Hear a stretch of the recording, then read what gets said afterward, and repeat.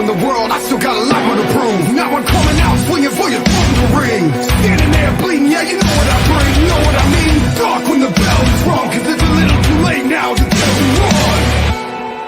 Get up and run. You're broken every part of me. I'm putting it up in down.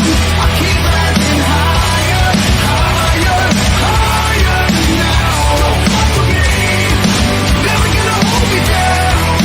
I keep rising higher, higher, higher. The world can't stop me now.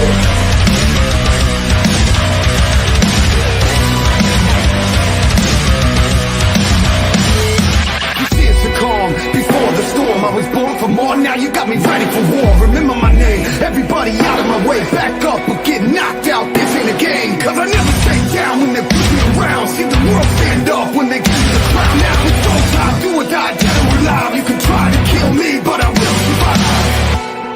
I will survive. You're broken every part of me. I'm putting everything down. I keep rising higher, higher, higher now. Don't fuck with me. Never gonna hold me down. I keep rising higher, higher, higher. The world can't stop me now. You can't stop me. Can't stop me. No, you can't stop me. Can't stop me. No, you can't stop me. Can't stop me. No, you can't stop me. Can't stop me. No, you can't stop me. Can't stop me. No, you can't stop me. Can't stop me. No, you can't stop me. Can't stop me. No, you can't stop me. Can't stop me. No, you can't stop me.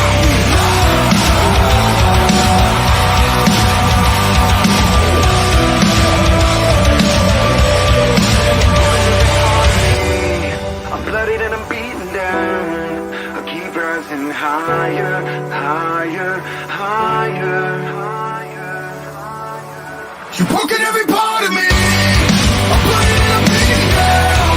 I keep rising higher, higher, higher now. Don't fuck with me. Never gonna hold me down. I keep rising higher, higher, higher. The world can't stop me now.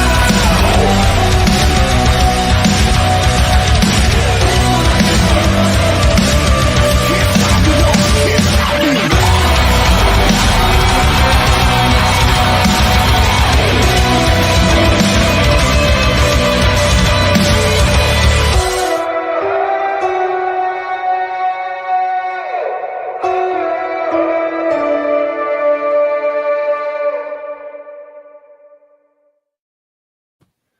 What's up, all y'all trickly bastards, and welcome back to It's 17 on Somewhere. As always, I'm Athen. I'm Don. What up, Don? How you doing today? Oh, same as the last time you saw me since, well, I mean, this is back-to-back shows, so. Yeah, I know. Same as always, other than like my dog just all of a sudden wants to play. So it's like, bro, you were just fine by yourself. And it's like, what's up? Right? You know? He's like, I got him this new like stuffed animal because I kind of felt bad for like ditching him at home, and so like I mean I get him, and like he just like tears these things apart, and I've got like now cotton stuffing like all over my room, and he was fine just like killing this thing because he's like a hunting dog from like a hunting breed. Mm-hmm. He just like tears this thing up, and it's like, bro, now you want to play with me? Oh, now he's back to just chewing it, so it's good. What about you, man? What's up? Not much. Just You got a move coming up, right? Yeah, you I do. Cali? Yep, moving back to Northern Cali. We're actually going to be doing that this Thursday, so that way I'll still be able to do the show on Friday. Oh, nice. A new Spreaker show. Yep, right? the new Spreaker show. So playing music for 2 hours every Friday evening. So and it's variety music. This last week. Nice. This last week we did a little. I wanted to kind of test a little experiment. So I wanted to do kind of like a journey through music, starting with one genre. I started with rap and kind of work through music and kind of going between songs that are changing what type of music is through songs that are connected.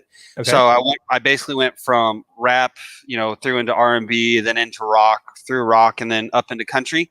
So, and I started out with a couple songs by NF, that were done with. One was NF and Hopsin. One was NF and I just totally drew a blank. One was Hopsin, one was Tech Nine, and then I did another song that was an old school Hopsin song or NF song, which NF is a Christian rapper if you didn't know. And then I don't know. You're just spitting out like numbers and letters. Went from that into Seven Rings by Ariana Grande, which I actually not edited, but I mixed into Our Last Night's cover of Seven Rings, and then through a lot more metalcore, and then from metalcore into music that kind of blended into country, and then I just did free play for another hour. So I need like a ticker for like your count. Right? Am I doing it here now? Oh, I mean, yeah. Whenever you get to monologuing, it's coming out. So yeah, that happens. Yeah, I mean, it's a great idea, man. Keep those shows themed. Maybe you can hit like a new topic or a new theory that you've got poking around in your head on different aspects of music. I mean, that's what collectively the world can come together when it comes to music. They say the sound of music is universal. Yep. Just made that up. Put that on a bumper sticker. And BV Nation, who's going to be coming up after this, an hour after we're done. Actually, no, an hour and a half after we're done here. They come on 6 o'clock Pacific time, which would be 8 o'clock Central. And they play music on BV Nation, and they just talk about stuff. But they're going to be playing some excerpts from my first show on Spreaker. They're probably going to make fun of me singing. So you got a little hard on. Somebody's giving you a shout out. Yep, go ahead and check them out if you want to see them make fun of me. So, anyways, right. Did we want to go start getting? I wanted to talk about this real quick. You see over here in our comments, we got this right here. Yeah, sure. Mr. Pavel. Somehow he made a comment on this video before we were live. So gonna have to figure that out somehow. But anyway, let's get into a story real quick. Do we want to do some Florida Man? His name's Pavel. Maybe some Russian hacker voodoo. Right. So yeah, sure. What's Florida Man been up to this week? What has Florida Man been up to this week? Quite a bit of stuff, actually. Some interesting things, even. I'll go up to the top of my list. So our first story that we have regarding Florida Man, and let me actually get this up on share, because it's no fun if the homies can't have them. I mean, see some. Oh, you know what I mean. No, I have no idea what you mean. No, I mean, maybe come up with a cohesive sentence first. That would actually be preferable, wouldn't it? I'm rambling as I'm trying a little bit, yeah. All right, got it. So, now I'll go to the actual. Here we go. Are you running dual monitors? No, I'm not, sadly. Yeah, you need to figure that shit out. Yes, I do. All right. Florida family indicted, accused of selling bleach as a COVID cure. So, was this the Trump family? It gets pretty good, pretty close. Okay, here we go. Miami, a family accused of selling toxic industrial bleach as a coronavirus cure through their Florida-based church has been indicted on federal charges. A federal grand jury in Miami returned an indictment Thursday charging Mark Grennan, 62, and his sons, Jonathan, 34, Jordan, 26, and Joseph, 32, with 1 count each of conspiracy to commit fraud and 2 counts each of criminal contempt, according to our court records.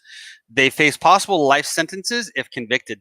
Mark Grennan is the Archbishop of the Genesis 2 Church of Health and Healing, based in Bradenton, Florida. The church sells chlorine dioxide as a miracle mineral solution, officials said. The Grennans claim the solution can cure a vast variety of illnesses ranging from cancer to autism to malaria to COVID-19. A Miami federal judge last April ordered the church to stop selling the substance, but the order was ignored. When ingested, the solution sold by the Grennans becomes a bleach that is typically used for such things as treating textiles, industrial water, pulp, and paper, according to the Food and Drug Administration. Authorities said ingesting these products is the same as drinking bleach and can be fatal. Court records did not list attorneys for any of the Grinnons who could comment on the charges. So this is a church and the archbishop of the church selling bleach. And they know it's bleach because they've already been told to stop selling it to their constituents, which I find to be interesting. They don't have any images on this article. They often don't. The weird thing is that it says as soon as it's ingested, it becomes bleach. So yeah, so is it bleach, or is like this what they call it, chlorine dioxide? As soon as it hits saliva, it becomes bleach. So chlorine dioxide. Let me see if I can do a little bit. Which I'm pretty sure is just the chemical name for bleach, but it's just I mean, that's like being like super nitpicky. But ClO2 is what the formula for it is. Chlorine dioxide, chemical compound with the formula ClO2 that exists as a yellowish green gas above 11 degrees Celsius, or liquid below or between 11 and negative 59 degrees Celsius, and bright orange crystals below negative 59 degrees Celsius. Right. But selling so he's basically telling people to drink this in order to cure COVID.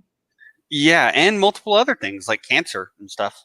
Oh, somebody's taking a certain politician like to heart when it comes to this stuff. Yeah, and you know, it's a Florida archbishop at a church trying to sell it to their constituents. So yeah, so if you live in Florida, do not drink the Kool-Aid. Literally. But I mean, but if it's fruit punch, then or cherry, it's gonna be fire. Yeah, but right. I don't know. On all cases, drinking industrial bleach. So yeah, a person in that position of power should not be persuading people to conduct self-harm. Yeah, and that's effectively all that is. Right. I mean, it's about the same as pray to the magical man in the sky and seek eternal life and redemption for everything that you've ever done. That's a story for a different day. But regardless of the fact, don't drink bleach, boys and girls. Please. Do not drink bleach. Bleach is not something you want to be drinking for any form of hydration. Right. Continuing on from that, I don't really have these. Which, speaking of, I don't even like to piss in my toilet even after cleaning it with bleach, because doesn't ammonia and bleach make what is it, chlorine gas? Yes, technically, in the sense that if you have a toilet bowl full of bleach and the ammonia in your urine, or even your shit, because your shit has ammonia in it too. Sure. If the ammonia is concentrated to a high enough amount in either of those two sources, peeing into the bleach could, in effect, create mustard gas, chlorine gas. But how likely is it? Not highly. Fun facts. Fun facts. I guess it depends on what my diet was like the night prior. Yep. So sometimes, depending on what, I don't know for you, but for me, depending on what I've had and what I've ate, when I go to the bathroom, you can smell the freaking ammonia bad. It's sometimes smells like, how if you walk into a hair salon. Is this like the asparagus smell, the burnt hair smell? Kind of, but a little bit, yeah, kind of. It's even worse than the asparagus smell. It's like if you go into a hair salon, you smell that, just like you said, burnt hair almost, but it's like chemical. Oh, ammonia's different. I mean, it's been a while since I've smelled ammonia, but I have had my hair dyed at least once. So I mean, I know what you're talking about then. So, but yeah, two completely different smells. The asparagus smell is asparagus burnt smell hair when you're taking a piss. Yep, it smells horrible. So I guess continuing on, since we were talking about shit, that's a pretty good segue for the next Florida man story. Right? It's almost like we planned this out. I know. Sometimes it acts like that. So let me get over here so I can actually share the screen, because y'all might want to read this. Yeah, I guess. Add to stream. I'm going to read it to you, but if they want to see it, they can. So this thread on Reddit was to the point where they actually locked it by the moderators because of people commenting on it. So this was posted on Reddit 1 day ago. The question is there anything explicitly illegal about selling dirty diapers? So I found this particular Reddit post in another subreddit for Florida Man, and it was, posting this particular Reddit post to the Florida Man subreddit talking about Florida Man wanting to sell diapers. So it says, yeah, I can't believe that I'm asking this either. I'm in a custody battle with my ex-wife for our 6-month-old child. She stopped carrying after the first month, so I found it weird that she wanted custody and hired a private investigator. Turns out that there's a fetish involving dirty diapers, and she's selling them on a Facebook group. The PI posed as a buyer, and we have video evidence of this. This feels fucked up, but I'm not sure if there's anything explicitly illegal about it. Is there any way I can use this fact in my favor for the custody battle? Edit, the child itself appears to be well taken care of and not in any danger. It just feels sketchy that my ex-wife is profiting from our baby by selling his used diapers for some weird fetish stuff. So apparently, right. Go through some of the comments. I mean, I need resolution. So there's a lot of them that have been deleted and all that stuff by rapidly filled with shit. Nice. So yeah, but yeah, NAL. I don't know what that means. Sort of, legal stand for any judgment or order in a custody case is that it must be in the best interest of the child. Yeah, that has nothing to do with. Yeah, see, they're avoiding the question. Mm-hmm. So, but there's a couple. Wait, go back up.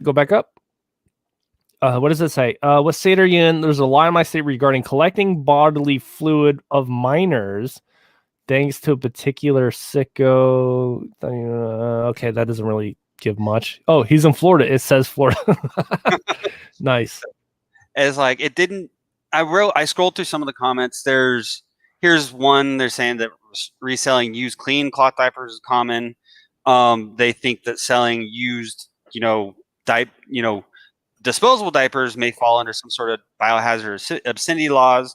I mean, it's human waste. It's still a biohazard, Yeah. So it's just, and you have to wonder, and even mailing it, putting it in the mail, there might be some sort of laws against that. But as you can see, a lot of the comments in here have been deleted. Right. Probably because they weren't very proper. That's why they turned off the comments on this. Right. So, but I do actually really want view discussion in 2 other communities. So it was posted to 2 other communities. Oh, nice. LAOPSX is running a shitty side hustle. And let's see, the Florida Man one. Florida woman wants custody of newborn. Let's do the first one, since it's got like 1.1K. Okay. And more comments, by the way.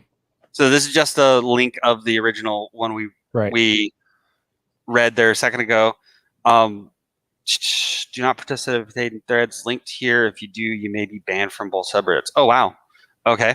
So it's saying you're not supposed to necessarily, or you could get banned.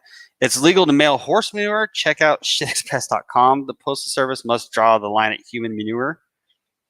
There are very different laws for human and animal bodily fluids. Pathogens are more likely passed between the same species. If there's no fluid dripping and they're sealed for no smell, the post office probably doesn't care.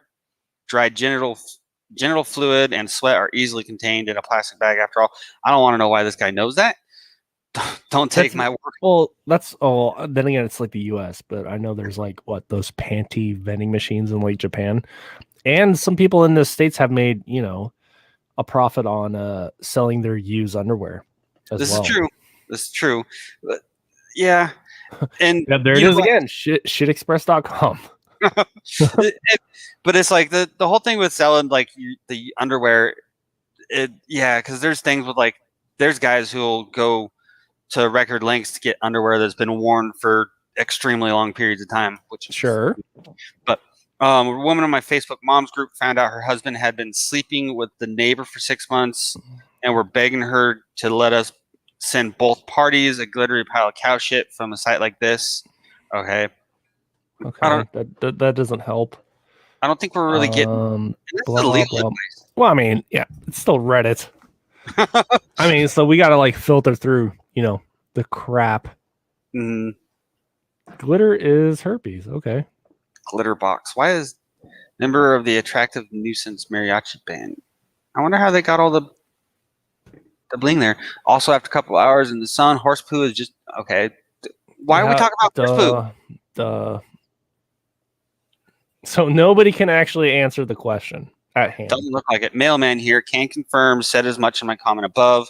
I know the postal inspector meme is funny here, but this is actually something USPS would do something about. Okay, so apparently there's a person who's a mailman says mail-in poop in the mail is not allowed. Right.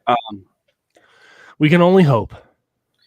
So it's lab made, smell and look like dog poop, but it isn't actually dog poop, making it unlikely to carry. So you can't. I guess you can't mail dog poop either. More danger in mailing human shit, as anything would be 1,000 times more likely to pass between. Well, yeah, we covered that. I don't know, man. Yeah, I don't know if it'd be legal or not, but that's what we got right there. So, but yeah, so you got a Florida woman trying to sell her used babies' diapers to people because of fetishes. I'm just hoping that it's like people who wish they had a baby and they put them on like baby dolls to act like they're actually changing a baby, and it's, you know, nothing else. I doubt that.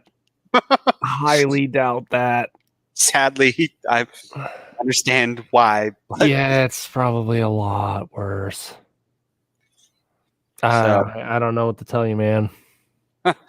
So, Florida, they bring us all the greatest weird stuff. All right, so here's one that's gonna be a little less icky, I hope. So, okay. So we're going over to this next story right here. I really need to work on getting dual monitors up. Hopefully that'll change in the future. But turtle crashes through windshield on Florida highway, gashes woman's head. Interesting. The turtle we're looking at right here looks to be some sort of a slider. That looks like it might be. It's not a red-eared, but it's some sort of a slider turtle. Maybe an eastern box turtle. It's not unusual for rocks and other debris to crash through a windshield and injure a driver or passenger. And I'm sure that's not actually a picture of the turtle that hit the woman. I'm sure that turtle was no longer in existence. Well, I'm glad that they cropped out the stock photos. Right. Text from the picture. Mm-hmm. So, but a turtle.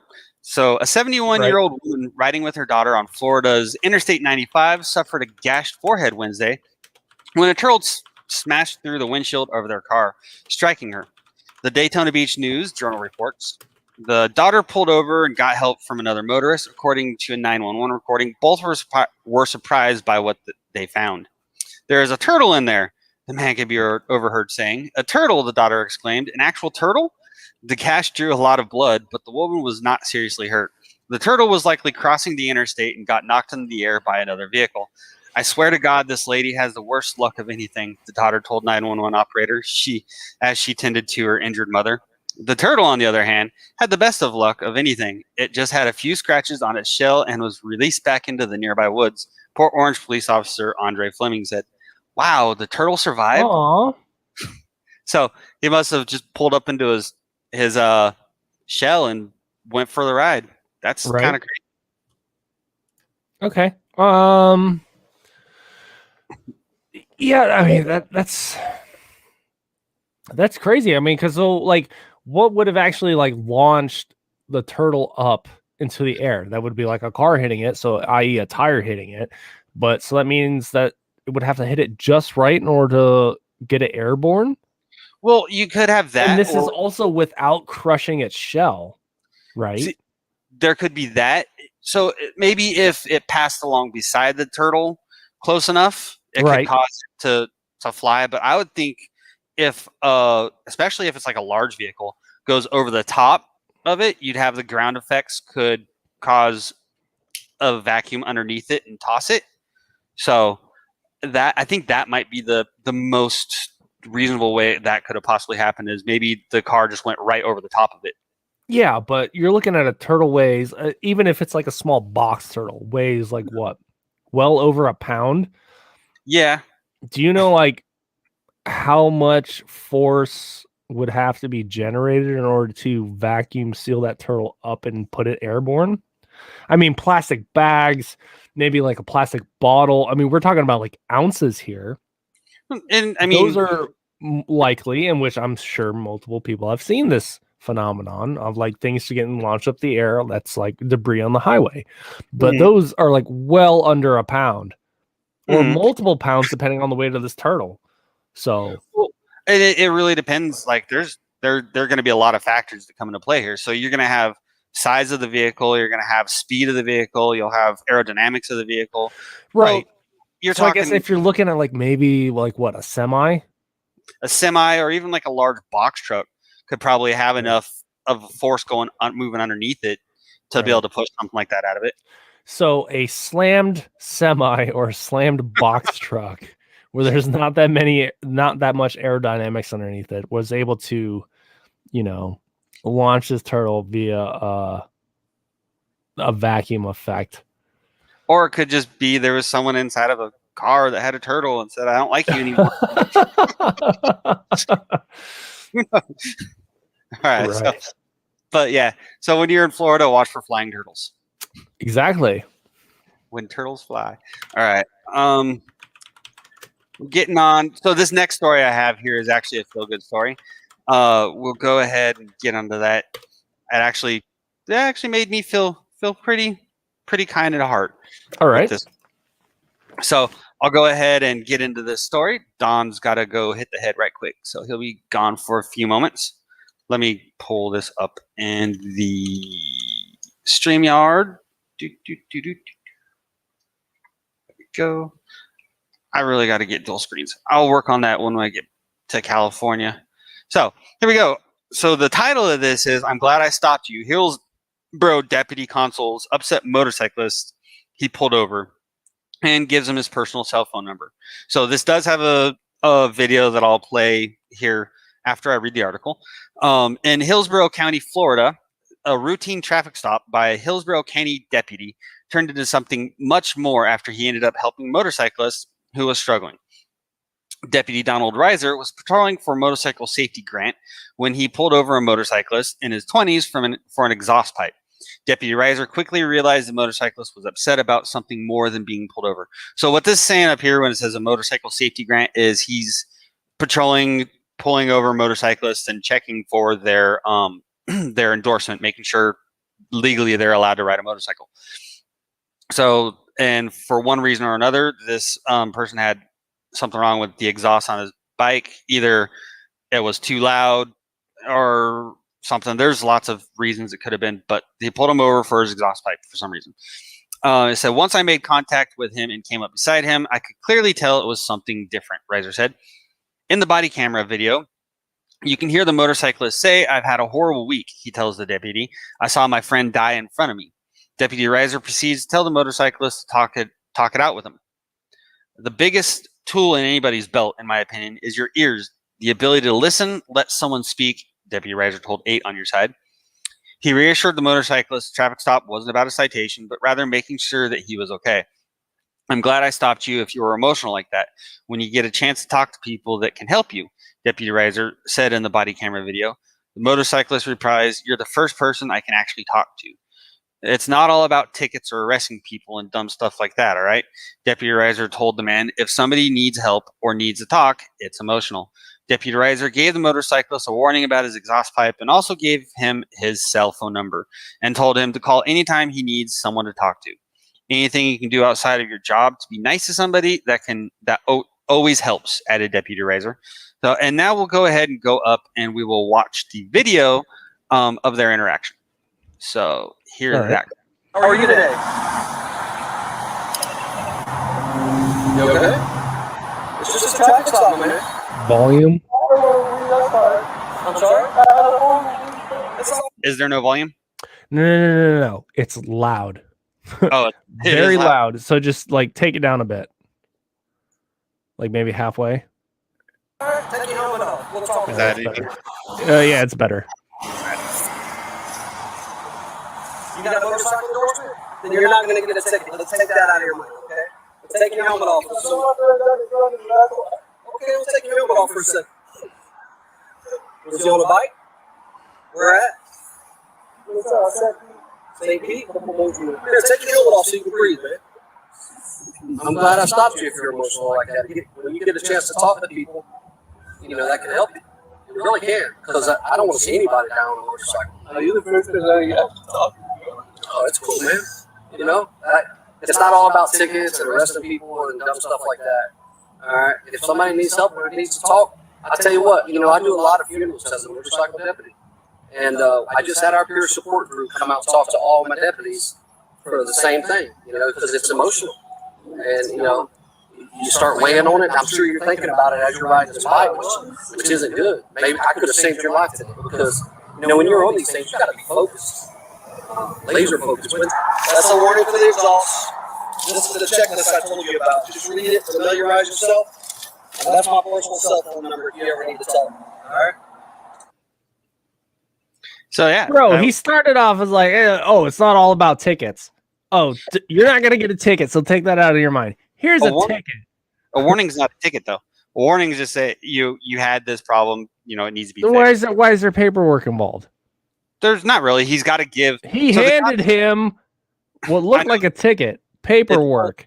I know the cop's got to give him the ticket, I guess, because it is written on a ticket, but it's not actually a ticket. It's just saying you have an equipment violation on your vehicle that needs to get fixed. So equipment violations are tickets. No, not if it's a warning. If it's a warning, they're just saying, "Hey, get this." fixed. A warning. They just send you on your way. Something that says, "Get this fixed, or you will be fined." That is a ticket. Not in all states. In some states, they actually have to give you a piece of paper saying that you were given a warning.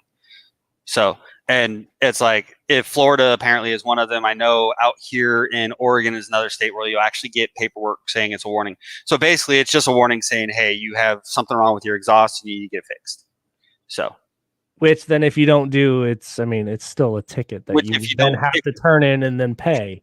Well, there's no court dates for it or anything like that. You don't have to go to court for it. There's no courts for it, but you would then have to prove that you got whatever done and all this other stuff.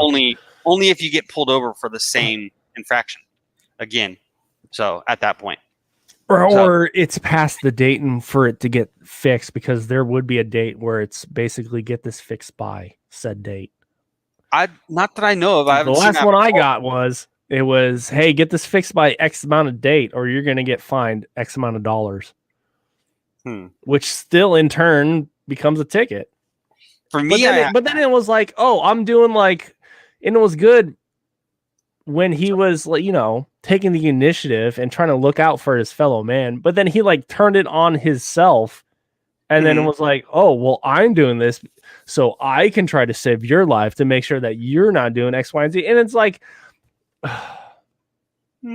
well, the pre-course for this was like feel good, but then he turned it into just like making himself look good, and then said like, "Oh, you're not gonna get a ticket or anything else," and then like hands him the paperwork to get like X, Y, and Z done, and it's like, well, but that's the same point. That's still not a ticket. So, and like I said, I've had one where I did have a certain set of time to fix it, but that was for not having registration on my vehicle. So I got a fix-it ticket.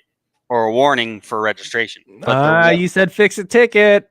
Fix-it ticket, warning. It's the same thing. That was in California. Well, yes and no. So fix-it ticket, warning on my registration, still had a set period of time for it to be fixed. Otherwise, I do this or you get penalized. Yeah, or I would be ticketed for non-registration. I've also been given warnings where there was nothing like that. Just, you have this problem, you have to get it fixed. Yeah, but then again, some warnings are like, say you're speeding and a cop pulls you over and is just like, hey, I ran your stuff. You're legit. Slow down. Doesn't give you any paperwork. Send you on your way. That would be a warning. On those types of warnings, they can't really write you a ticket warning you for speeding. It's like, I pulled you over for speeding, but I'm not going to give you a ticket and give you paperwork confirming that. Because in that... See, you just said, I'm not going to give you a ticket. I know, but in the count of paperwork, in the count of speeding, he didn't say paperwork. He said ticket. But in the count of speeding, it's a little hard to give an actual warning ticket for speeding, because if he writes out the warning ticket saying you were caught speeding at this speed, but I'm going to give you a warning for it, it's negating the fact that he's writing the ticket on that one. Well, yeah, that's the whole point. A warning versus a ticket. Mm-hmm. But on equipment. Anyways, my whole takeaway from it was like, it was good until he started to like self-reflect on his Good Samaritan duties, and until he gave him the paperwork for the warning or the ticket or whatever that the guy needed to take remedial action on. You know, I don't know. It could be that where he's like if we need to do this, yeah, play the video again, right? So he makes it sound like he's looking out for his fellow man, but then he like self-reflects on, oh, I'm doing this because, you know, I can save your life, or I can prevent this, or I can do this. I think that's being taken a little bit out of context. I think what he's saying is, I'm glad. Play it again. I'm glad that I can do this. I'm glad that this happened. You know, because, you know, you could have died because of these reasons. Let's get into it. Like, it's only a minute and a half, so it's not going to get you guys like. I got you. I'm so sorry. Take the volume down to like maybe 25%, so we can actually commentate. You got a motorcycle endorsement? Then you're not going to get a ticket. Take that out of your mind, okay? Take your helmet off. Yeah, that's rough. Was he on the bike? Where at? Pause. Take your helmet off so you can breathe, man. All right. Which I do believe that like more cops should do this. Actually reach out to the community, actually conversate with them, see how their day is, see how people are doing, you know, what are their concerns, shoot the shit with them, you know, reach out and connect with the people that you're trying to protect and serve. And that's actually supposed to be a big part of, you know, the job of a cop. Wasn't going to get into that, but yeah. I mean, my grandmother worked as like a police dispatcher for like, I don't know, 30 years or something. And then it's like everything else. I mean, but me, you know, as a citizen, I would feel better is if I can, you know, have that type of relationship with the police instead of just like fear them for getting caught for something. And that's really what it, like I said, that's supposed to be a big part of being a cop, you know, showing a presence and community relations. That's why, right, historically, you've had, you know, foot patrol cops that just walk around. Yes, walk a beat, as they say. So that they have FaceTime and interaction with the community. But and that's... and I'm all for that, you know. Make people feel that they are someone that can be relied on instead of somebody that's just going to get you for whatever. Mm-hmm. So but that's my opinion. All right, hit play. I stopped you if you're emotional like that. When you get a chance to talk to people, you know, that can help you. It really can, because I don't want to see anybody down on a motorcycle. There he goes. You know, it's not all about tickets and arresting people and dumb stuff like that. All right, if somebody needs help or needs to talk, I tell you what, you know, I do a lot of funerals as a motorcycle deputy, and I just had our peer support group come out and talk to all my deputies for the same thing, you know, because it's emotional. Pause. And, you know, Great. What he's saying, that he's willing to reach out, that his job puts him in a bad situation where he's doing these funeral processions where like he sees like the bad side of it, right? So which he's reaching out and he's saying, hey, I'm doing this because of X, Y, and Z, where it's like, I don't want to see the bad side of my job happen. Yeah. So he also said he had his community outreach officer come and talk to his guys. So it sounded like he's maybe a sergeant or something like that. So yeah, okay. I think that might be where he's coming, where he shifts to that's why we are doing these things. We are glad that I think he might be paraphrasing what his community outreach officer or whatever was. Yeah. So you start weighing on it, and I'm sure you're thinking about it as you're riding these bikes, which isn't good. Maybe I could have saved your life because, you know, when you're on these things, you got to focus. Laser focus. That's a warning to the exhaust. This is the checklist I told you about. Just read it, familiarize yourself. That's my personal cell phone number if you ever need to talk. All right?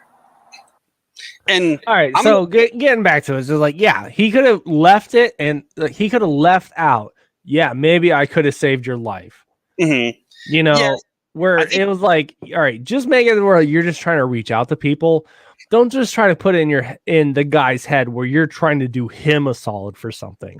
And I don't necessarily know. I think what that might be is he's, you know, sitting there talking to the guy, trying to just be like, hey, look, I'm glad that I did this because I could have saved your life because, you know, you riding your motorcycle in this state is dangerous. So, which that is possible, but but the way it sounded was like, I am doing this because I could have potentially. He's putting himself on a pedestal, right? So, and sorry, I got all tongue tied, but I'm willing to guess that how this particular story got out to the masses isn't most likely because he put it out there. It's probably whoever goes through and reviews the camera footage. Yeah. After interactions, notices the ticket that was given, reviews the cam footage and all that stuff. Body cam. That's the word I was looking for. Body cam. that thing. Yeah, that thing. Body cam footage, and then was like, "Hey, we need to share this out." So I'm thinking that might be how that story ended up getting out there like that. Sure. But yeah, so we're right at about the halfway point. So I'll go ahead and do our advertisements and all that stuff. All right. And then we'll move on from there. So our advertisements. First of all, go ahead and check out WO Entertainment on Facebook. We have a Facebook page that I will link down here in the comments. And I will actually also link the show listing in comments too as I read it. So let me get the Facebook page posted. So bloop, drop that in there. So the WO Radio Facebook page. Go ahead, check that out. You can get all the information on WO Radio as we drop it, information about Warrior Fest, which will be coming up later this year, and any other stuff that we have going on with WO Radio. Right now, I'm going to go ahead and read you the show list for WO Radio, all the shows that we have on and at what times. That will be on Tuesdays at 12 o'clock Central Time. That is Where's My Girl with Roy Anthony. That is a barbecue show. On Tuesdays at 1700 Central, we've got WO Radio Show with Redneck Pimp, Goose, and Tater. That's a kind of pretty much a lot like 1700 somewhere right here. It's just a general news, entertainment, talk show type thing. Hey, increase the size of your screen there. Like Control plus that a couple times. Ooh, too much. No, that's fine. And then can you like scroll over to the actual post? No, because I've got your screen showing. I mean, if you can't, then that's fine. And just read off of that. Yeah, it's not looking like it's letting me scroll sideways. All right, so dumb. Right. So we got WO Radio Show with Redneck Pimp, Goose, and Tater. I just talked about that one. Wednesdays, 1900 Central. We got Blue Phoenix Gaming with Jen. She plays video games and talks about video games, stuff like that. She also actually does a lot of charity stuff too for the Level Up Foundation. What is the Level Up Foundation? Do you know? Level Up Foundation is, I know they allow streamers to come on their platform and do streaming to raise funds for charities of their choice. Oh, nice. Jen does it for children's hospitals most typically when she's doing it. So, okay. Thursdays at 1200 Central, we've got Where's My Grill Again with Roy Anthony. Thursday at 1400 Central, we have Cars and Coronas with Gapple Bays. Cars and Coronas is a car show. He talks about cars. He'll do reviews of, supercar fails and supercar wins, stuff like that, videos from YouTube. He'll actually also play some video games that's, with racing and cars and stuff like that in it as well. But does he drink Coronas? The episode I watched, he wasn't, but I'd assume he does. False advertisement. Right. So Thursday at 1700 Central, we got the Harambe Keeper with Mickey, who tends to watch our shows, and sometimes he's on them every now and then. His is just basically a talk show where Mickey gets on and talks about stuff. Friday at 1900 Central, we have the Hideout, and this is on Spreaker. This is with me. This is we mentioned about earlier on in the show, just music. For people that aren't familiar with Spreaker, do you have a link for that show? I do. I can actually link the most recent episode. Let me get there real quick. Okay, but your show on Spreaker does have like a page, right? And then new shows will populate on that page. Yep. So I'll go ahead and link the Spreaker page for the actual shows right here. Yeah, I mean, because a lot of our stuff is found on Facebook or YouTube or Twitch, and so we're trying a new show on Spreaker. So those of you that aren't familiar with this platform, by all means, use this link and check out Athen on his Fridays, listen to music. And I just linked in or put the link for the StreamYard right there inside of, or not StreamYard, for Spreaker right there in StreamYard. Spreaker is a radio only app. Audio only? Yeah, audio only, radio only. Allows us to broadcast radio shows, music, and stuff like that. Back in the old days of this show. Yeah, we started out with radio on 1700. So, and then whatever we wanted. And we got pretty So Saturdays 1900 Central, Hot Boxing with Matt. That's a barbecue show. Go ahead and check that one out. And then we got Sunday at 1400 Central, the L Train Fighters with Athen, Don, and Nico sometimes, and Shay sometimes as well. That was the show just before here. And then Sundays at 1700 Central, we have it 1700 somewhere with me, Don, sometimes Shay, sometimes Nico. L Train Fighters is nerd culture, 1700 somewhere. Is just, again, entertainment news. Weird, fun entertainment news. So that's all our shows. Make sure you check out our sponsors. You'll see their emblem decal logo right there in our bottom right corner. That is the OVB Barbecue. That is actually Matt who does the Hot Boxing with Matt. And Warrior Fest. I think that's everything, isn't it? I believe so. I mean, we haven't exactly gotten like a comprehensive read, but I think we've covered all the important bases. Sweet. All right. I didn't put the actual show list in here, so let me get that pasted. There we go. No, not the Spreaker. Oh, I mussed it up. Way to go, guy. But it's only annoying to us. Yeah. There we go. Got that up there. There we go. Got it on there. All right. So, nice. What do we want to be doing now? What else you got down the pipe, man? I got lots of things, actually. Let's see. All right. Well, not lots of things. I got a couple more stories from Discord. Okay. This next one, this will be a kind of interesting one.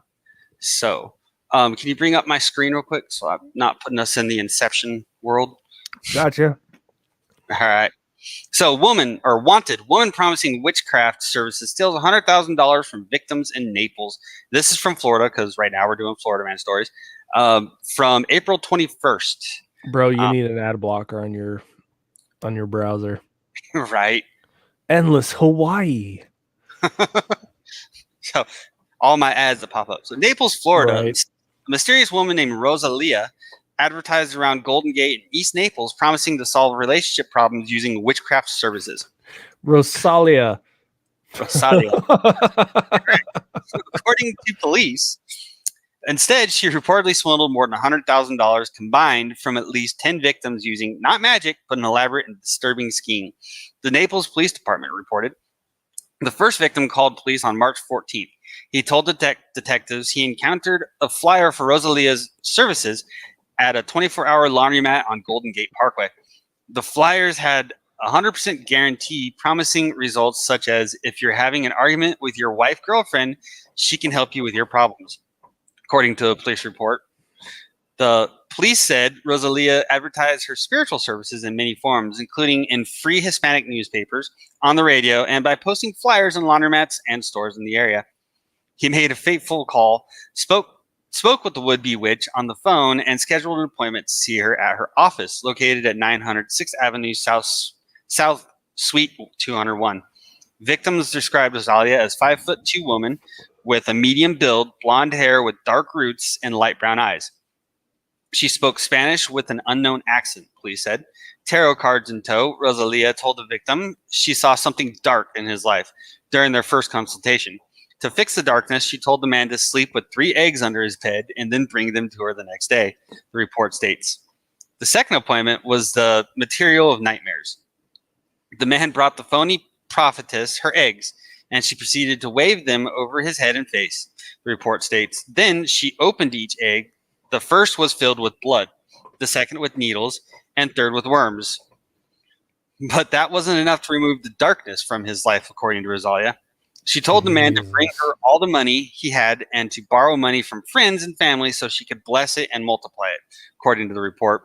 On his third visit, the man brought her $29,500 for her to bless, the report states. But when she saw a darkness in the money, she told him she had to take it to her temple in Fort Myers to clean and return to him the next day at 8 a.m. However, the next day, Rosalia canceled their appointment over text and then stopped responding to his messages altogether. The man told police he had no idea she was going to steal his money. Police met 3 other people outside Rosalia's suite, who said they were expecting their cleaned money returned to them at 8 a.m. The other victims were able to provide police with more information, including her phone number, screenshots of text messages, and her office address located at 2740 Oak Ridge Court, Unit 303 in Fort Myers. An officer tracked down the office, which he found had been rented for 2 months to Bruno Souza, who sells religious artifacts, the report states. The building's owner told police he had never met Rosalia, but she was there more often than Bruno. So far, 10 victims have come forward with a total combined loss of $100,000. The media ads were published in December 2020, leading to the in-person scam beginning in mid-January 2021, then ending in mid-March 2021. According to police are searching for Rosalia, who, like magic, seems to have disappeared. Anyone with information can identify the woman in the composite sketches is asked to call the Naples Police Department at that phone number right there. Okay. Right there, that's a composite sketch of her, what she was described to look like. So there you go. That's an interesting story, and she got $100,000 because I'm sorry, it's kind of disappointing how. So how did she? So she wasn't able to deliver on these services, or I don't know if that she wasn't able to. So I mean, yeah, so she told the guy, like, put the 3 eggs under his bed and he'll get better, right? Mhm. And he didn't get better. No, and I'm assuming that those eggs were plants. She probably did some sleight of hand to bring And up. it's a Hispanic thing, man. Oh, the whole egg thing. I mean, I don't. But so where are they getting her on fraud? How did she steal money? I mean, she would have to steal money if they considered it fraud. Mm-hmm. So somebody would have to claim fraud if one of the things that she said that she was going to do, she ended up not doing. I don't know. That's because she is taking advantage of people. It's a scam artist type thing. I don't know. I mean, yeah, granted. So all I know is, like, all I can really get with at it is, she told them that she was going to cure them through this entire process. And then when she took the money from them, it wasn't for her to keep the money. It was for her to effectively render a service with the money. Okay. And yeah. She didn't, unless, she'd come off and say, oh, I wasn't able to clean the money, so I had to burn it. Interesting. But I mean, I'm not a person who knows a whole lot about law, so I don't know.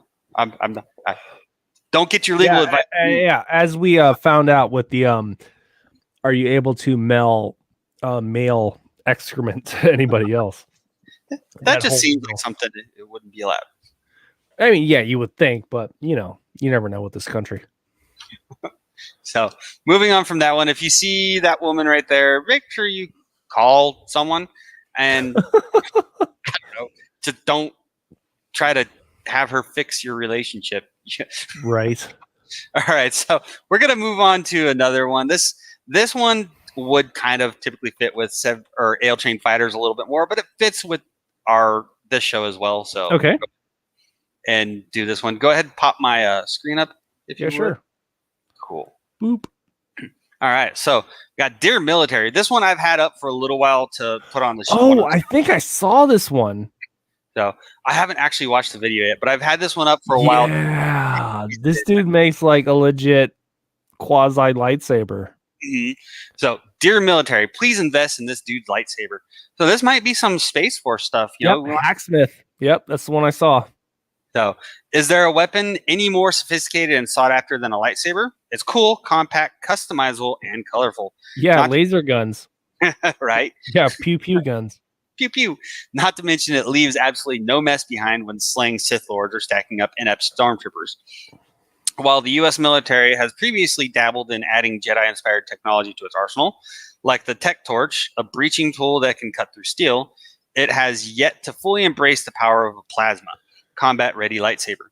But that hasn't stopped hobbyists from exploring the possibility. James Hobson, an aspiring Tony Stark, has for some time now been turning fictional technologies into reality and sharing them via his YouTube channel, Hacksmith Industries. I did watch a video where they were like trying to, I think it might have been the Hacksmith doing it. It was like a long series of stuff where they've made different prototypes and we're getting closer to being able to actually make like a true plasma lightsaber. Yeah, I mean, they were trying on that. They've also done Captain America's shield. They've also done, I want to say, Iron Man's repulsor. They've done like Thor's hammer, like made out of lead, and like a whole bunch of stuff. And also, like, what was it? The unbreakable like case. It was like a suitcase full of like money and like gold coins and stuff, but like behind bulletproof glass and like a whole bunch of other stuff. I think I need to start watching these guys a little bit more. Yeah, Hacksmith is really great. And so this latest version of the lightsaber is probably the best that they've come up with. I mean, I think I saw one which it was like pretty much like a laser, and I saw another one which was like a almost like this, where it was like a plasma like flamethrower type deal. But I think this one's like probably the furthest that they've come along with it. I mean, why not make a lightsaber? I mean, but then again, it's like just, you know, a plasma torch that's like really, really long. Yeah. And I mean, you see, like, if you scroll up, you can see the backpack of like oxygen and acetylene and like everything else that he needs for it. Yeah, it's not cordless. Yeah, very steampunky, which I like. Yes. So the plasma lightsaber is our fourth iteration of building lightsabers. Hobson told Observation Post. This 4,000 degree plasma sword is retractable and can slice through stormtrooper mannequins with ease. The only catch, it currently requires a corded power pack, but Hobson's team is still iterating. There is obviously still a ways to go to make a cordless version, just like the movies, he said. We are working on our next iteration, and it's exciting to say the least. The lightsaber isn't the only weapon Hobson's crew has explored. His company has developed numerous technologies that'll leave the intersection of combat and comic book cosplayers drooling, including a Mandalorian jetpack, Captain America's shield, and Batman's batarangs. Though it will take I didn't see the batarangs ones or the jetpack, but I did see they did like Batman's grapnel hook. The thing that he like fires and is able to like repel. I did see that one. That one was actually pretty cool as well. Okay. I'm definitely going to have to check these guys out. Though it will take time. Man. Some of these movie-based weapons may one day exist in more places than a galaxy far, far away. Hobson, however, doesn't believe the lightsaber will be one of them. Honestly, the lightsaber would be a very useful tool, but wouldn't make a very good weapon, he noted. Whether or not the Defense Department would invest in such badass toys, that's another story. According to Hobson, the military has approached him about a few of the Hacksmith inventions, but the discussions didn't go far. I can't say who or what it was a few years ago, though, and nothing ended up going through, he added. The classic, if I told you, I'd have to kill you, route. Alas, it looks like we'll have to settle for playing out all our Star Wars fantasies with plastic lightsabers that make incoherent noises until the National Defense Industrial Complex catches up. So I'm not going to play this video because if we did, we'd have to play without it. Yeah, it's really long. So, I mean, you could without audio. I mean, you could still see what that lightsaber is capable of. True. I'm just gonna put the. I could. I'll put it in there. You want to paste it, and then might as well. We can still do commentary on it. But that also reminds me of a. You gonna be able to find the right window? I mean, that reminds me of like another thing I saw. It was like a behind the scenes featurette on James Bond, and it was like somebody from the military reached out to like the prop makers or like somebody from the studio on like how they made like James Bond rebreather. I want to say from Thunderball, basically the thing that he puts in his mouth so he could like survive underwater. So I mean, but then again, that was like back in like what, the 60s, the 70s, when like a lot of things that were like caught on film was believable. But then again, I think when it comes to like rebreathers, I mean, basically you've got like what oxygen and nitrogen in order to make like breathable air. Mhm. But the whole fact of the matter is that you can't make compressed air last a long amount of time, which is why we have like these giant tanks. So if like somehow we were able to, oh well, he's melted it to where they fold it over. What is that, like heat insulation? Yeah, it looks like it just like foam, composite Yeah, foam. yeah, heat insulation. So, all right, yeah, and so it's like if we were able to compress those two gases in order to put them on like tubes that are like this big to hang out of your mouth, I mean, I'm sure that would be like justifiable. I mean, what Navy SEALs and like special forces, they use a form of a like a rebreather to not produce air bubbles, I want to Yeah. say. Well, it's to not produce air bubbles, and then it's also because typically when they're using rebreathers, they're going to really extreme depths, and then Right. But those aren't like technically, like what we would in nerd culture consider rebreathers. What is he cutting through now? I don't know. This is just like all this is like a giant plasma torch. That's Yeah, like that's all it is. Yeah, he's cutting through corrugated steel, so that's not too bad.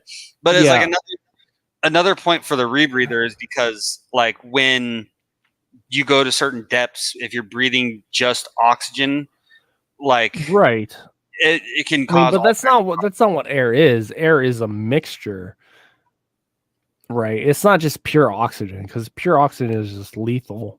Because I want to say it's like what it's mainly nitrogen, some oxygen, and then like other various gases.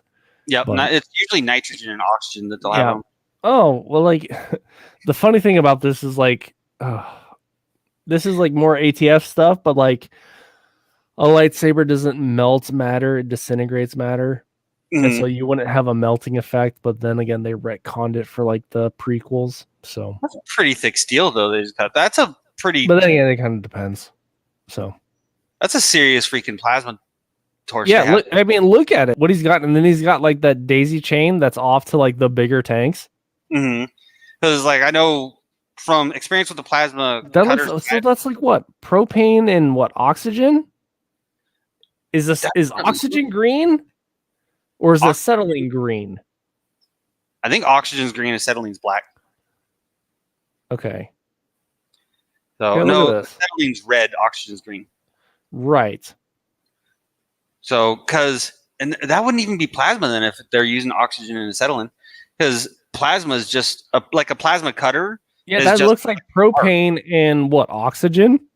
Yeah, those are inert gases.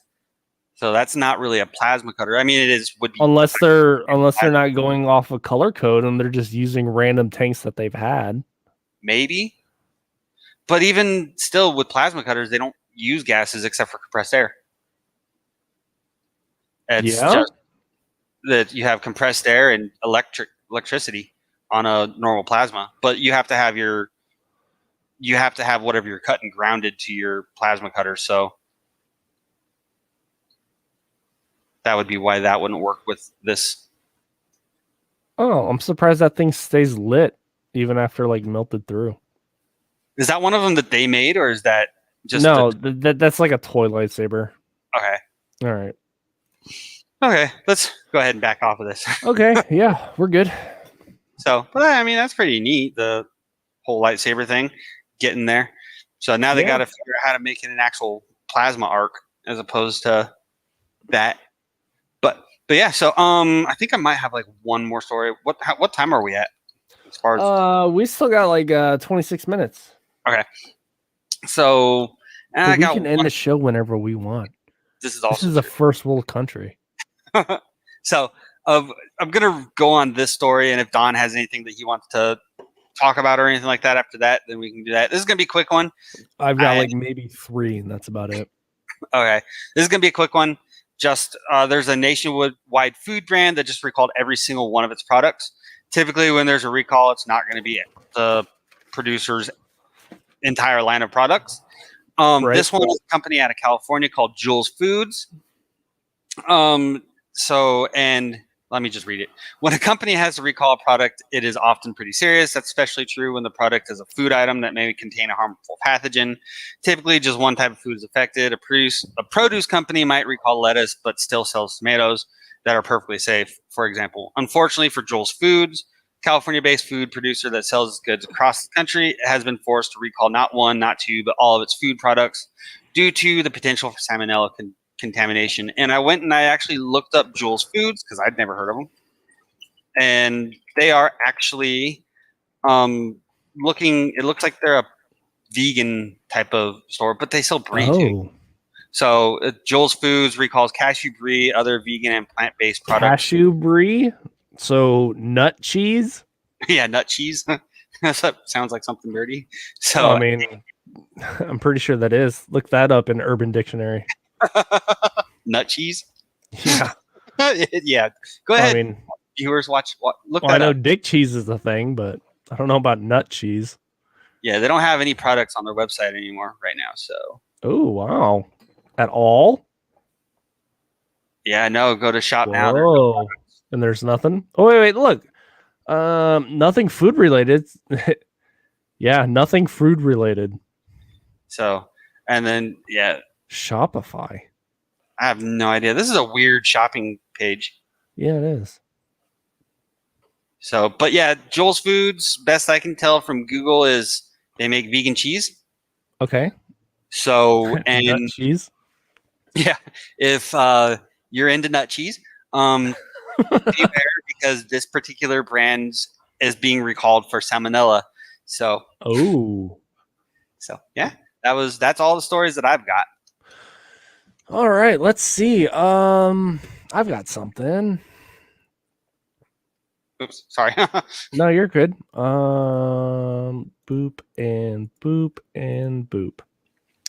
So the Pentecostal Church is set to launch a Tithe coin cryptocurrency.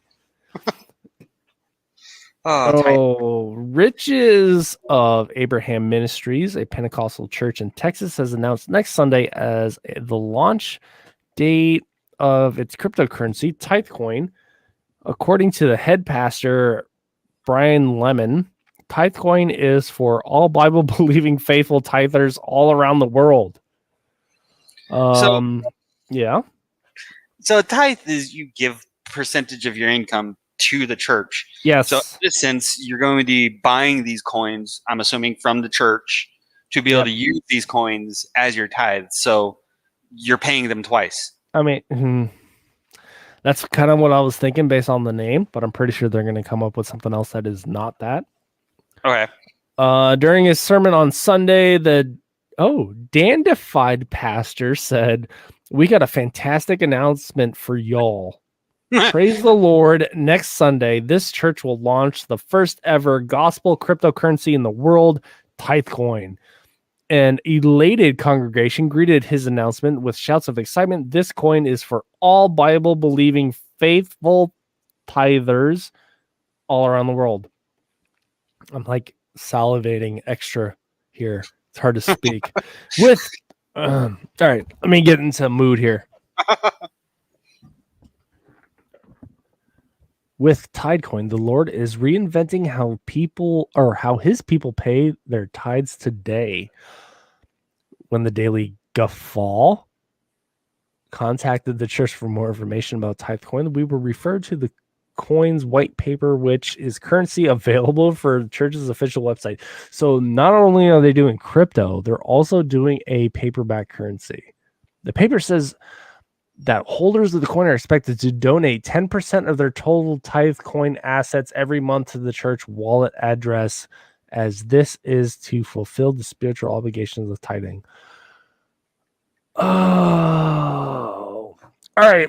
So I don't want to get like too much into this because I'm gonna like bring up my own personal opinions on organized religion, but on the basis of a church developing a cryptocurrency, what are your thoughts? A church doing a cryptocurrency. Yes. Yeah, because cryptocurrency can be whatever it wants to be. like Bitcoin, like Dogecoin, like Tithecoin. It really can, but like from what it sounded like, it almost sounds like they're truly intending on using this cryptocurrency to be used as tithing, because it says by all types of religion to use as tithes. So that's where I don't understand you. So you have to purchase these coins in order to use them for tithing, unless you're buying them off the stock market. But even still, the purchasing of those stocks and Tithecoin is going to the church that invented the Tithecoin. So then once you give them the tithe, that's a Ponzi scheme. Will end up happening is that the church will probably end up selling it to the mass market in order to make a profit off of that. More than likely. The only way I could see it working is if it's an actual just. Yeah, tithing in and of itself is flawed in the concept. So, but then again, there was also a story once upon a time ago of a woman getting, I don't want to say excommunicated, but let's say kicked out of a church because she was in a coma and was not able to pay her tithe. Oh yeah, there are lots of churches like so it's like, yeah, WTF right there. Like Scientology, you can't even like attend yeah. a free. Yeah, we're not gonna get into that. That one's just basically a marketing scheme. Yeah, because when I was in college, I took a religious anthropology class, and one of our assignments was to attend services of a religion that you don't practice. I'm agnostic, so I don't really have a specific religion. So I was like, that could be like anything for you. You just show up at like some random church and be like, "Hey, I'm here for like a homework assignment." Exactly. So, and I was like, okay, well, I want to check out Scientology, and I told that to my instructor or my professor, and he was like, dude, you have to pay just to go into a Scientology thing. It's like it's not a free thing to do. And I was like, oh, well, that sucks. So yeah, what were you thinking? Then I chose to do Seek. Okay. So, and that was pretty cool. That was fun. All right. Okay, let's see. We got limited time, and we have scientists have described a dinosaur's butthole in exquisite detail. That's awesome. Oh, it wasn't going to be completely boring for all of our 2 viewers right now. When a dog's size, I'm not even going to attempt to say this word. Psittacosaurus? Yeah, let's go with that. Psittacosaurus was living out its days on Earth. It was probably concerned with mating, eating, and not being killed by other dinosaurs. It would never even have crossed its mind that 120 million or so years later, scientists would be peering intensely on its clacker. The epitome of goatsies. However, that's precisely what they've done, yielding the most detailed description yet of a non-avian dinosaur's cloaca. Yeah. So it's not really catch-all hole used for peeing, pooping, mating, and laying eggs. The Swiss Army knife of buttholes. Oh, let's get that hashtag trending. It's common throughout the animal kingdom today. All birds, amphibians, reptiles, and even a few mammals possess a cloaca. But we know little about the cloaca of dinosaurs, including their anatomy, what they look like, or how the animals use them. Well, now we know what they look like. It's a cloaca. I'm pretty sure we knew how they used them. Oh, I noticed the cloaca several years ago after we had reconstructed the color patterns of this dinosaur using a remarkable fossil on display at Senckenberg Museum in Germany, which clearly preserves its skin and color patterns. Oh, why wasn't that in the news? I know. It just looks... That is like way more interesting, but you know. But it just looks like it's black.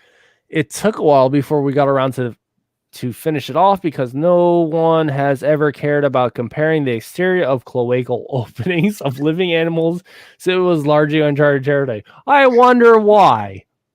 A cloaca's a cloaca. Right? So it just looks like a muddy blackish brown color as far as what the skin color is.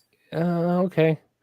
So this is what the team did, comparing the fossilized cloaca to modern cloacae.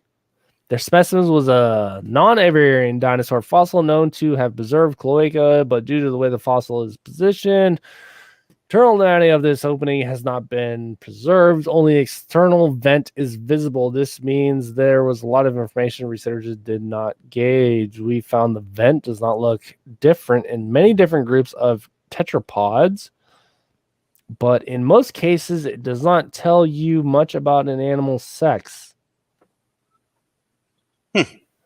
Those distinguishing features are tucked inside the cloaca, and unfortunately, they're not preserved in fossils. Yes, I have heard that before, where like you have to probe their butthole in order to figure out whether or not they're a male or female.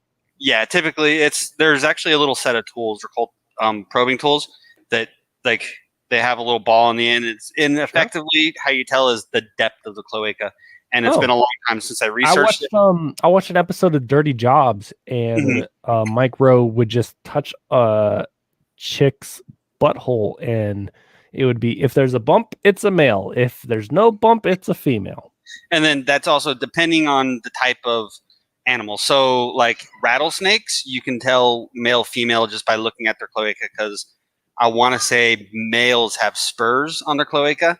And then, like with bearded dragons, you can tell by taking them and bending their tail back. And males, I think it is, has 2 bumps on either side of their cloaca, whereas females don't. And, you know, I learned those because I used to keep reptiles, a lot of them, and I did a lot of research on all that kind of stuff because I wanted to go into breeding them and all that. But other story. But yeah, I used to know a lot about that stuff. And we got Mickey Severson saying, probe their butthole. Yeah, and I want to, let's see, get rid of this guy's comment, but I can't for some reason. So more spam on our stuff. Anyways, as I was saying. So, yeah, you can. That's weird. But, anyways, and then the cloaca is more, it's like it says, it's a multifunctional tool.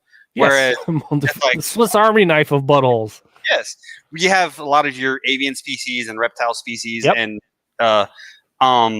amphibian species have a cloaca. What that does is their body actually recycles their urine to cycle out urates. So like when you see a bird or a lot of your lizards poop and you see like the white splot around the poop, that's the white is actually their pee. That's urates. That's how they pee. But yeah, anyway. Continuing.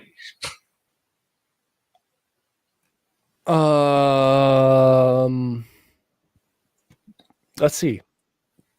Even so, that exterior anatomy cannot contain some pretty interesting clues as to what some dinosaur cloacae looked like and how they were used. Although the dinosaurs cloaca.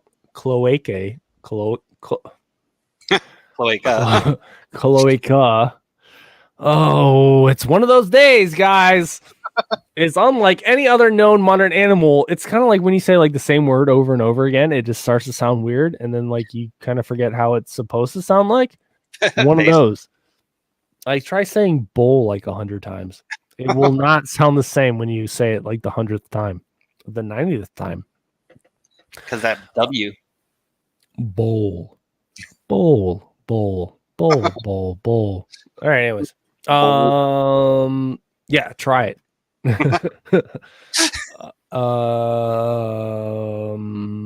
Yeah, anyways, dorsal lobe seems similar, cloacal protuberance seen in bird, round swelling near the cloaca during breeding season.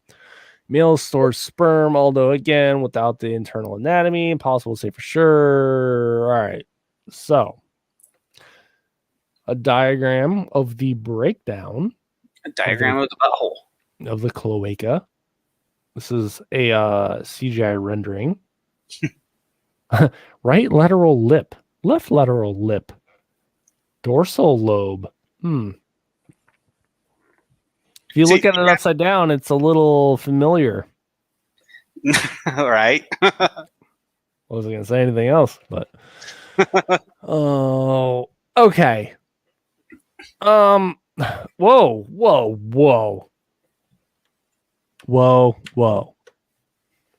So yeah, these are different types of animals.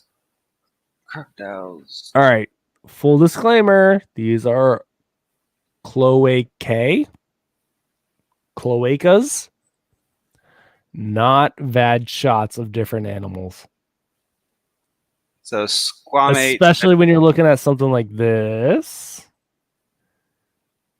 chameleons, the amphibians. So when I'm looking at these, you're gonna see like I can compare best to say a bearded dragon.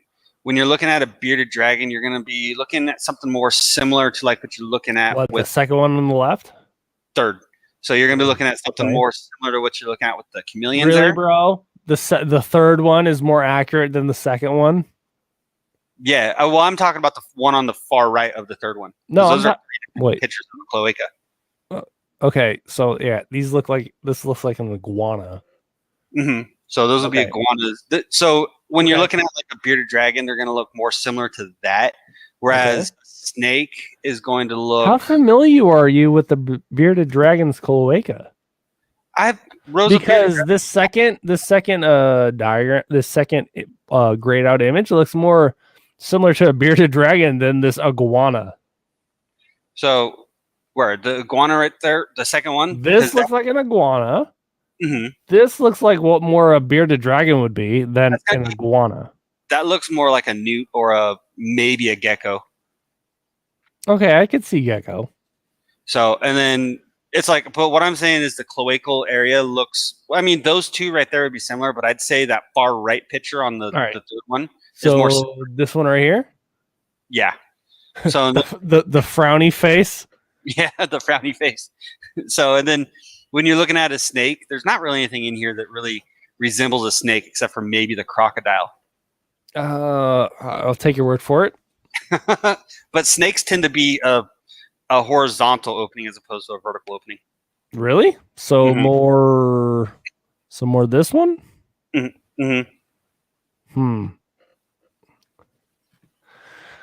Today on it's 1700 somewhere, we talk about the cloaca of many different animals and how they are not inherently similar to vagina. Right. I mean, I used to raise because this is all right. So this is butthole clearly way gouged out. This is highly sus right here for a turtle. Right. That's a frog. Oh yeah, frog. My bad. The turtle's this one. Yeah. So. Wow. This one is blown out, 50, looking ready to settle down, even after like 3 or 4 kids. And the dinosaur one that it's got up there, that doesn't look anywhere near any of them. Yeah. So that's weird. That's interesting. Oh, okay. So that's what I got. All right. I don't really want. All right. So. To dig into the more, all right. So apparently they were able to figure out what a dinosaur's butthole looked like based on of this fossil, and they were able to break it down to this. CGI render it to this in order to come up with this. Which, yes, this does look different from all the others because we got some horizontals and we got some verticals. 1, 2. And that one's more like 2 verticals. This 2 are sphericals, and then you got 1, 2, 3, 4, 5 that are horizontal. Oh, yeah. Okay.